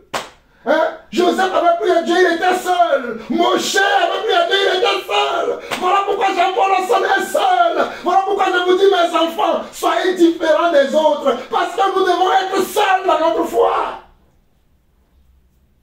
Viendront seulement que ceux qui sont aussi des enfants de la femme libre. Viendront seulement ceux qui sont aussi les enfants de la femme libre. Si vous n'êtes pas les enfants de la femme libre, vous allez être énervé quand vous écoutez Jean-Paul Lawson. Parce que, oh, Shairabosa, ce que je dis, c'est tellement fort. Il faut être libre pour comprendre mon langage. Mon langage n'est pas destiné à tout le monde. Mon langage est destiné aux enfants de la femme libre. Que Dieu soit béni. Je lis.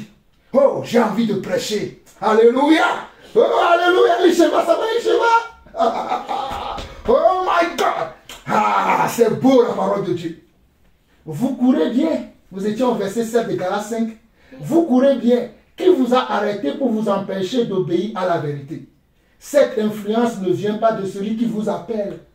L'influence là, qui veut t'empêcher de continuer à marcher sur le chemin étroit, à ne pas vouloir te mélanger avec ceux qui sont dans le monde, qui ne les suit pas. Regardez ce que Paul dit. Il dit, vous courez bien. Qui vous a arrêté pour vous empêcher d'obéir à la vérité? Il dit, cette influence ne vient pas de celui qui vous appelle. Un peu de levain fait lever comment? Toute la pâte. J'ai cette confiance en vous, dans le Seigneur, que vous ne penserez pas autrement. Mais celui qui vous trouble, quel qu'il soit, emportera comment? Emportera la peine. Celui qui vous trouve, quel qu'il soit, emportera comment? Emportera la peine. Pour moi, frère, si je prêche encore la circoncision, pour moi, frère, si je prêche encore la circoncision, pourquoi suis-je encore persécuté? Le scandale de la croix est donc aboli. Si je viens vous prêcher encore les œuvres de la loi, si je viens encore vous prêcher la circoncision, si je viens encore vous dire nous devons fêter Pessah, Pâques, nous devons fêter Pentecôte, nous devons fêter fête de tout ça là, ben, Christ est mort pour rien. Parce que Christ est mort pour nous délivrer de tous ces fêtes. Pour que lui soit tous les jours notre Pâques. Tous les jours il soit notre Pâques. Voilà pourquoi il a dit dans Luc 22 verset 20, faites ceci en mémoire de moi. Luc 22, verset 19. Faites ceci en mémoire de moi. Et ça, c'est tous les jours. On ne va plus entendre le premier mois de l'année, le 14e jour de ce mois, pour pratiquer la Pâque. Puisqu'il a dit, faites ceci en mémoire de moi tous les jours. Vous n'allez plus attendre le 7e. Voilà là. Est-ce que vous voyez maintenant? C'est clair? Ce n'est pas encore tout à fait clair. Hein? Ça va être clair. Soyez bénis quand même. Verset 12. Puisse être retranché ceux qui mettent le trouble parmi vous. Frères, vous avez été appelés à la liberté. Maintenant, j'explique. C'est pour ça que je vous ai dit, le premier verset dit, vous avez été appelés à la liberté, non? Et je vous ai posé la question, c'est quelle liberté? Maintenant, regardez ce que Paul dit. Il dit, frères, vous avez été appelés à la liberté. Seulement, ne faites pas de cette liberté un prétexte de vivre selon la chair. Mais rendez-vous par amour, serviteurs des uns et des autres. Verset 14, là où nous nous arrêtons. Car toute la loi est accomplie dans une seule parole, celle-ci. Tu aimeras ton prochain comme toi-même. Donc c'est vrai que nous sommes libres, mais cette liberté-là ne nous donne pas de marcher comme nous voulons. Ne nous donne pas de mentir. Ne nous donne pas de voler. Ne nous donne pas de tricher. Ne nous donne pas d'envier nos frères, de jalouser nos frères. Mais cette liberté nous amène à marcher selon les bénéfices de Dieu. Amen. Est-ce que nous sommes d'accord avec ça? Oui. Cette liberté nous dit de marcher selon les bénéfices de Dieu. Amen ou non? Amen. Amen. Amen. Amen. Amen. Amen. Amen. Amen. Amen. Soyez bénis. Soyez bénis. Il y a encore beaucoup de choses à voir, mais nous allons nous arrêter là, ici, aujourd'hui, et nous continuerons demain. Dans les deux prochains enseignements. Et il reste deux parties. Il reste deux parties. Si quelqu'un a quelque chose à dire,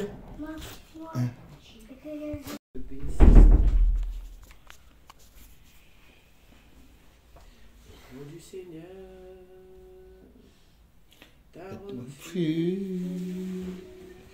je m'accroche à lui, je suis sauvé.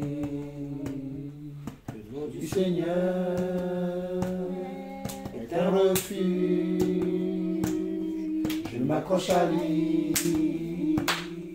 je suis sauvé.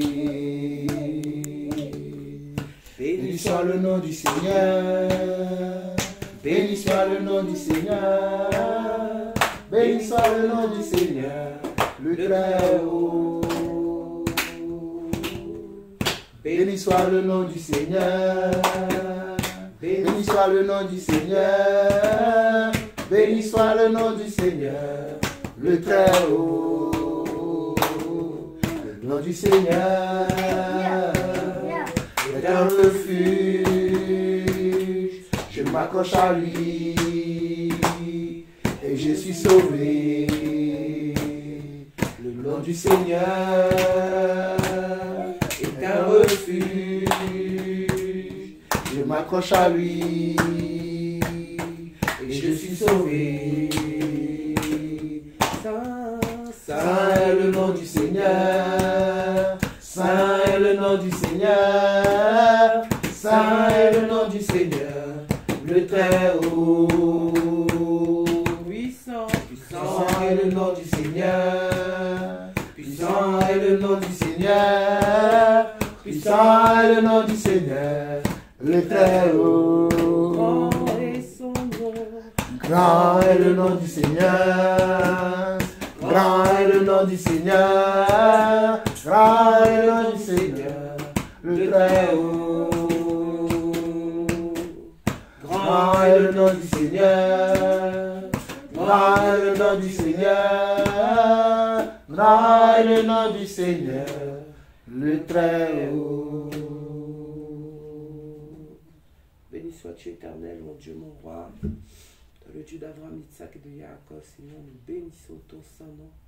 Toi, le Créateur du ciel et de la terre, de tout ce qu'elle renferme, nous bénissons ton nom. Seigneur, nous voulons te dire merci pour ton amour, pour le sacrifice de Yeshua à la croix. Toi qui nous as tant aimés, Seigneur. tu as envoyé, Seigneur Dieu, ton Fils unique. Tu es venu sur cette terre en tant qu'homme pour porter nos péchés à la croix, afin de nous éviter, Seigneur, les tourments en enfer pendant l'éternité. Nous te bénissons, Seigneur Dieu, pour cette grâce que tu as offerte à l'humanité. Merci pour ce choix, cette décision que tu as prise, Seigneur Dieu, envers nous qui n'étions pas dignes. Seigneur, nous étions voués à passer notre éternité en enfer. Nous n'avons pas été, Seigneur Dieu, dignes de toi, mais tu nous as aimés. Merci pour Yeshua qui est venu porter, Seigneur Dieu, nos fardeaux, nos péchés, nos manquements, nos iniquités, qui est venu abolir, Seigneur Dieu,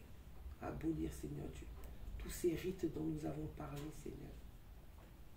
Merci, Seigneur, de nous avoir fait la grâce, Seigneur Dieu, d'aveugler ton peuple que tu avais choisi au commencement, afin que nous puissions être héritiers de la promesse en Abraham, notre Père, dans la foi, Seigneur.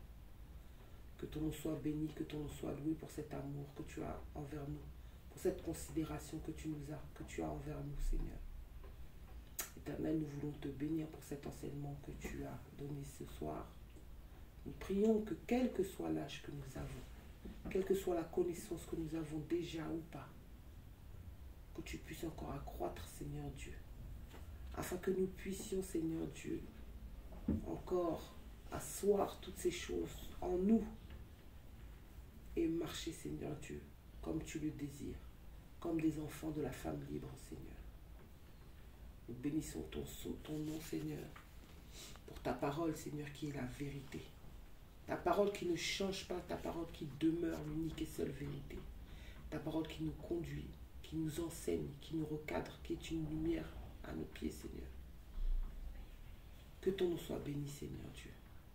Que ton nom soit béni pour tout ce que tu as déjà accompli, pour tout ce que tu accompliras, et pour tout ce que tu n'accompliras pas. Parce que, Seigneur, tout ce que tu fais est bon. Tout ce que tu ne fais pas n'est pas bon, Seigneur. Nous bénissons ton saint nom. Nous louons ton nom, mon Dieu, mon roi. Et que toute la gloire éternelle te soit rendue à toi seul. C'est au nom de Yeshua Mashiach, j'ai prié. Amen. Amen.